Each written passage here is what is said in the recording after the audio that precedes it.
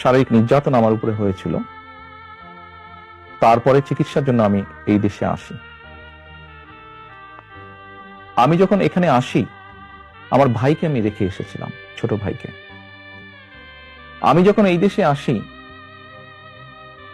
আমার সুস্থ মাকে আমি রেখে এসেছিলাম।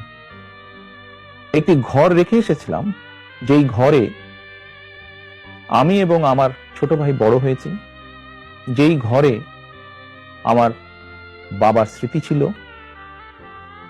যেই ঘরে আমাদের দুই ভাইয়ের সন্তানরা জন্মগ্রহণ করেছিল,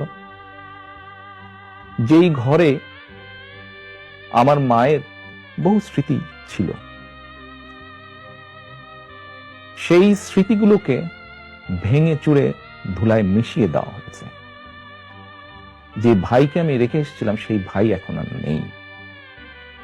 যেই সুস্থ মাকে রেখে এসেছিলাম, সেই সুস্থ মা এখন সুস্থ নেই। শুধু অসুস্থই নন, ওনার উপরে মানসিক এবং শারীরিক নির্যাতন করা হয়েছে। আমি আমার পরিবারের যে কাহিনী আপনাদের সামনে তুলে ধরলাম, এটিকে আপনারা কাহিনী বলুন বা সংগ্রাম বলুন, যেটাই বলুন না কেন, এটি শুধু আমার কাহিনী না বা আমার পরিবারের কাহিনী না। এরকম কাহিনী বাংলাদেশের শত না হাজার হাজার পরিবারের, বা যেই পরিবারের বাবা, যেই পরিবারের ভাই, যে পরিবারের স্বামী, তার ঘরবাড়ি ধ্বংস করে দেওয়া হয়েছে, হ্যান্ডকাফ পাড়া অবস্থায় হাসপাতালের বারান্দায় মারা গিয়েছে, তা না হলে হ্যান্ডকাফ পাড়া অবস্থায় জেলের ভিতরে মারা গিয়েছে, সহায় সম্পত্তি ধ্বংস করে দেওয়া হয়েছে।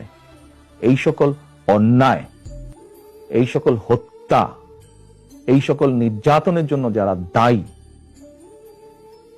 যারা এইসবের হুকুম দিয়েছে, তাদের প্রত্যেকের বিচার হতে হবে। এটি প্রতিশোধের কোনো বিষয় নয়, এটি ন্যায়ের কথা, এটি আইনের কথা। অন্যায় হলে তার বিচার হতে হয়।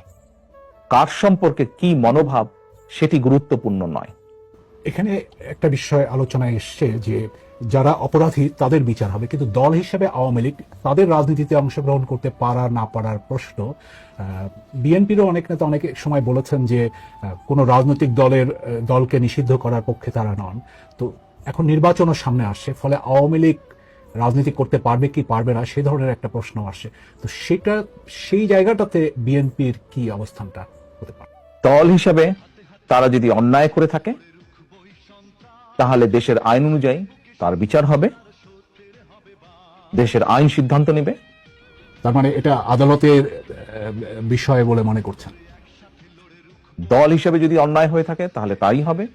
সোজা কথায় অন্যায়কারীর বিচার হতে হবে, তো সেটি ব্যক্তি হোক, সেটি দলই হোক। যারা জুলুম করেছে তাদের তো বিচার হতে হবে, সেটি ব্যক্তিও হতে পারে, সেটি দলও হতে পারে। আপনি ব্যক্তিগতভাবে কি মনে করেন, আওয়ামী লীগের কি বাংলাদেশের রাজনীতিতে থাকা উচিত নাকি না? আমার মনে হয় আপনার কোনো কোনো প্রশ্নের উত্তরে আমি মনে হয় বলেছিলাম যে আমরা রাজনীতি করি জনগণের জন্য। আমরা বিভিন্ন সময় আমরা বিশ্বাস করি এবং বিভিন্ন সময় আমরা বলিও, আমরা বিএনপি আমরা যারা করি আমরা বলিও যে আমাদের রাজনৈতিক সমকল ক্ষমতার উৎস জনগণ। আমি দৃঢ়ভাবে বিশ্বাস করি এবং বিশ্বাস করতে চাই, যে দলের ব্যক্তিরা বা যে দল মানুষ হত্যা করে,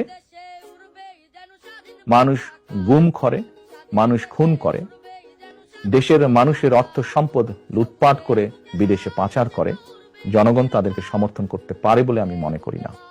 জনগণ যদি সমর্থন না করে কোনো রাজনৈতিক দল বা রাজনৈতিক সংগঠনকে, তাদের টিকে থাকার তো কোনো কারণ আমি দেখি না। যেহেতু জনগণের শক্তিতে আমরা বিশ্বাস করি, জনগণের সিদ্ধান্তে আমরা বিশ্বাস করি, জনগণের সিদ্ধান্তের উপরে আমরা আস্থা রাখতে চাই, এই বিষয়ে সবচেয়ে বড় বিচারক আমি মনে করি জনগণ। বিএনপির ভারপ্রাপ্ত চেয়ারম্যান তারেক রহমানের সাথে বিবিসি বাংলার সাক্ষাৎকারে